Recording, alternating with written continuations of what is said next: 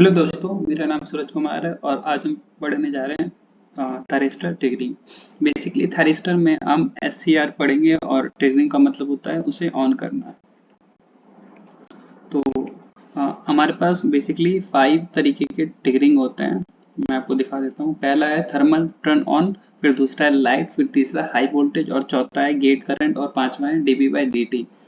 Thermal turn में क्या करते हैं हम ना, एससीआर जो हमारे पास थैरिस्टर होता है उसका टेम्परेचर इंक्रीज कर देते हैं।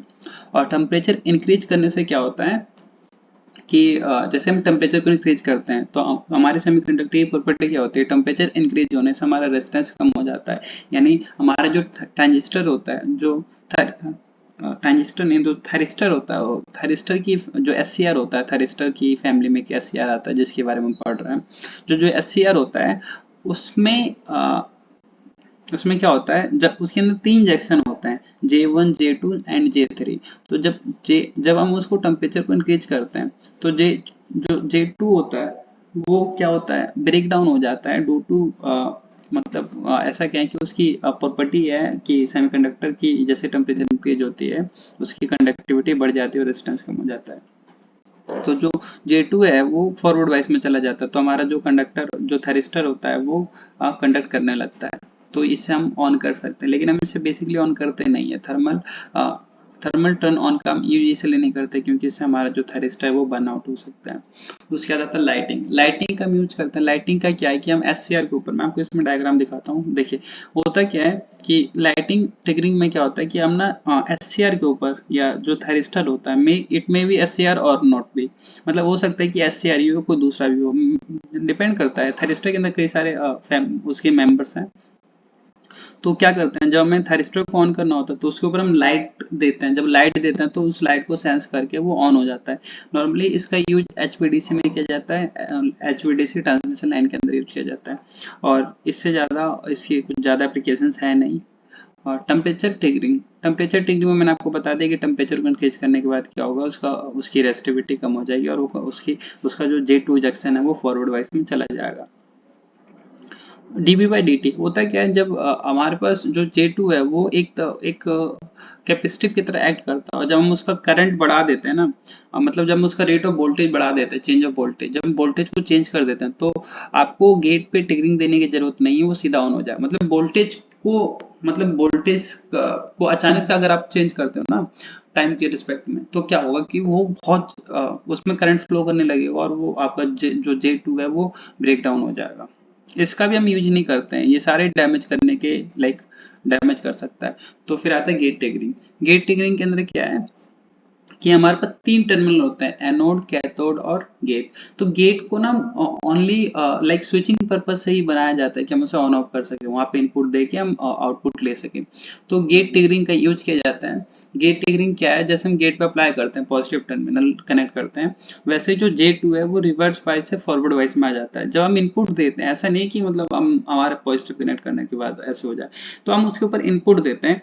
वो वेरी करता है डिपेंडिंग ऑन आपका थैरिस्टर की कितने रेटेड का, कितने वोल्टेज का, कितने करंट का, उस हिसाब से वेरी करता है। मतलब गेट ट्रिगरिंग ही एक ऐसी ट्रिगरिंग है जिसका हम यूज करते हैं।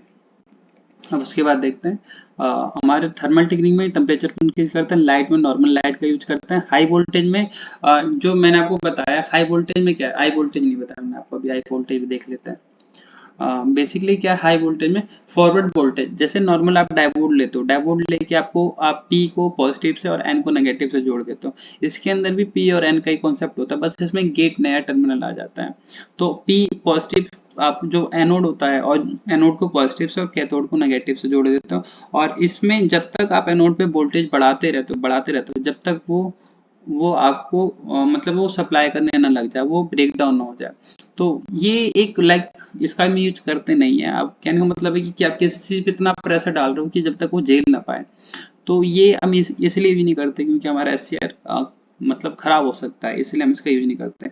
आप एक तरफ से वोल्टेज की वैल्यू कितना ज्यादा बढ़ा रहे हो कि आपका एससीआर जो आपका थैरिस्टर है वो लाइक उस चीज को लाइक स्टैंड ना हो पाए, उसके साथ खड़ा ना हो पाए। तो यहाँ एक प्रॉब्लम है कि हम इसे यूज करते नहीं है। तो नॉर्मली जो हमारा था, हम इन पांचों में से बस एक गेट करंट का यूज करते हैं और किसी का यूज नहीं करते हैं। तो गेट जो गेट गेट करंट है, ये गेट ट्रिगरिंग है।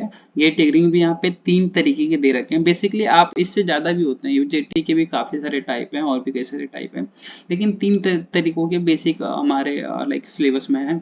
तो पहले आर ट्रिगरिंग। आर का मतलब रेजिस्टेंस होता है, जो आप देख सकते हो इस सर्किट में हमने इनपुट में AC अप्लाई किया है जिसकी value Vm sin omega t है, और उसके सीरीज में एक लोड लगा रखा है, और फिर हमने उसके सीरीज में हमने SCR को, यानी SCR, ये जो आपको सिंबल दिख रहा है ये SCR का सिंबल है, और इस सिंबल से मैं इसे SCR कह रहा हूँ। तो SCR को हमने कनेक्ट कर दिया, और उसका जो गेट टर्मिनल है उसे हमने किसके साथ कनेक्ट कर दिया, ये आप देख सकते हो डायोड के आउटपुट से कनेक्ट कर दिया। अब मैं आपको बताता हूँ यहाँ पे R1 R2 और RQ लगा रखा है। देखिए R2 इसलिए लगा, R इसलिए लगा रखा है कि अगर R को ना लगाया जाए ना तो ये ग्राउंड हो जाएगा। जैसे मान लीजिए मैं यहाँ से शॉर्ट कर दूं, ठीक है, अगर मैं यहाँ से शॉर्ट कर दूं तो ग्राउंड हो जाएगा, और मैं नहीं चाहता कि ग्राउंड हो, ठीक है, मतलब पूरी तरीके से ग्राउंड ना हो, मैं ये नहीं चाहता हूँ। और कहने का मतलब क्या है, इससे हम कंट्रोल करके फायरिंग एंगल कंट्रोल कर रहे हैं SCR का। जब आप इन्वर्टर या रेक्टिफायर पढ़ोगे तो आपको एक कॉन्सेप्ट मिलेगा फायरिंग एंगल। तो इस फायरिंग एंगल को हम कंट्रोल कर रहे हैं। जितना आपकी वैल्यू इंक्रीज या decrease depending on your circuit, ऐसा नहीं कि इंक्रीज करने से जल्दी चालू होगा या डिक्रीज करने से जल्दी चालू होगा, ये आपके सर्किट के ऊपर डिपेंड करता है कि आपने सर्किट पे किस तरीके की वैल्यू को कंसीडर किया है। तो उस हिसाब से आप यहाँ से ऑपरेट करके इस वैल्यू को वेरी करके आप SCR की स्विचिंग को कंट्रोल कर सकते हो। आप चाहो तो मतलब यहाँ पे ना एंगल लेके चलते हैं, टाइम लेके चलते हैं एंगल वाला। जैसे आप फेजर को ड्रॉ करते होगे तो ओमेगा टी लेते हो, तो उस ओमेगा टी को आप कंट्रोल कर सकते हो R2 की मदद से। और ये अगर बाई चांस आपने इसे जीरो कर दिया तो ये शॉर्ट सर्किट ना हो जाए, इसलिए यहाँ पे R2 R1 का यूज किया गया, और R1 का इसलिए यूज किया गया कि यहाँ पे वोल्टेज डिफरेंस VG बना रहा है। VT का मतलब क्या है, इसके अक्रॉस। जब ये वर्क नहीं करेगा, मान लीजिए आपने इस पे इनपुट नहीं दिया, तो यहाँ पे जो टोटल वी नोट है वो आपको यहाँ पे वी नोट आपको यहाँ पे शो कर जाएगा, लेकिन जब ये ऑन होगा तो आपका VT इज इक्वल टू 0 हो जाएगा। और सिमिलरली ऐसा ही RC ट्रिगरिंग सर्किट है, इसके अंदर भी कुछ खास होता नहीं है। एक रेजिस्टेंस है, इसे कंट्रोल करके यहाँ पे हम इसको कंट्रोल कर रहे हैं, सिंपल है। लेकिन देखिए कई बुकों में ना ये डायोड नहीं दे रखा, तो आप अपने जो यूनिवर्सिटी का जो भी कॉलेज है उसका सिलेबस में उसके रिगार्डिंग आप देख लेना, कई कई जगह नहीं दे रखा, लेकिन ये स्टैंडर्ड है ये, लाइक तो ऐसा कुछ होना नहीं चाहिए, फिर भी आप एक बार देख लेना। होता है कि यहाँ पे इस रेजिस्टेंस को कंट्रोल करते हैं, इससे इसके चार्जिंग का इफेक्ट पड़ता है, और इसके चार्जिंग से ही आपका ऑन ऑफ होने का काम करता है, इसलिए इसे आर से ट्रिगरिंग करता है। आर का मतलब रेजिस्टेंस, सी का मतलब ट्रिगरिंग मतलब ऑन करना होता है। तो ये डायोड इसलिए लगाया कि हमारे पास ओनली पॉजिटिव पॉजिटिव है, ठीक है, और इसका कुछ काम नहीं है। जब ये आपका कंडक्ट नहीं करेगा तो VT आपको कुछ देगा, और जब VT आपको देगा Vm sin ओमेगा टी, लेकिन जब ये कंडक्ट करेगा तो आपका VT इज इक्वल टू 0 हो जाएगा। बस इसमें इतना ही था, और यूजेटी हम नेक्स्ट वीडियो में समझेंगे।